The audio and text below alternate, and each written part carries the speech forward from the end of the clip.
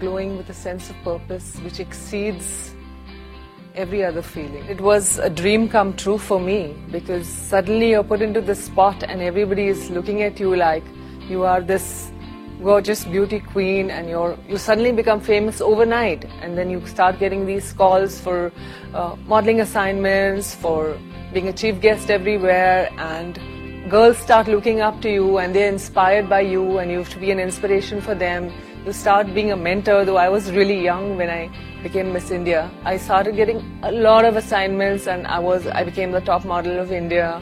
And then of course you make a lot of money with that as well, which is always a bonus. Then I started getting a lot of film offers. It was such a wonderful journey and experience, from modeling to movies. So yes, it was a crazy journey, and I really enjoyed that journey. So there are no complaints and no regrets. When I was in school, I was crowned as a school queen. When I was in college, I was crowned as the college queen. But I had already started modeling while I was just out of school. So during my college days also, I was still modeling. And as you know, that I got this one queen title, and then I got the next. So it was like my parents used to feel that I'll get a good experience by joining all these contests, is what I did.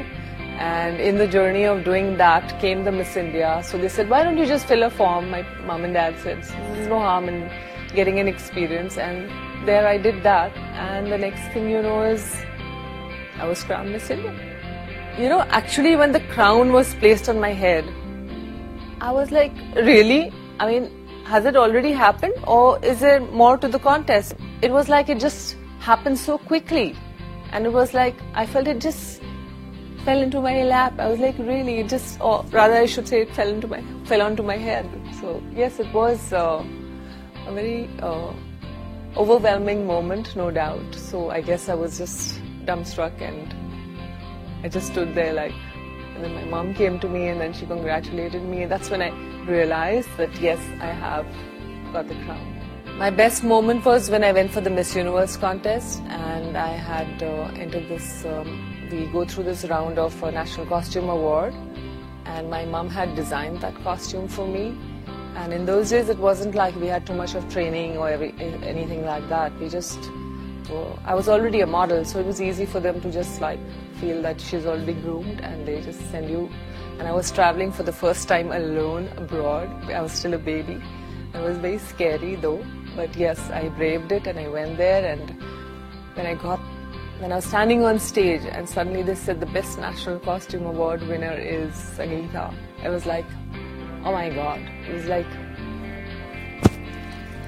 that was the golden moment where it was announced, and I had this beautiful trophy in my hand standing there, and they asked me, who would you like to send this message to, and who designed this costume? And so I said, this is designed by my mom, and I would like to share this moment with her. Being Miss India, I feel suddenly you become famous, and then when you become famous, being famous becomes your profession, and that's what had happened to me.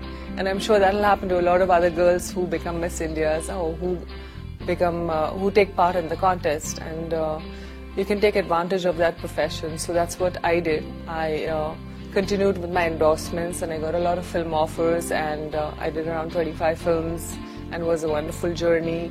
And here I am again, right in front of you all, speaking about it. So yes, it has been overwhelming and emotional as well. Thank you, Miss India, for this beautiful journey, because it has truly taught me how to live beautifully.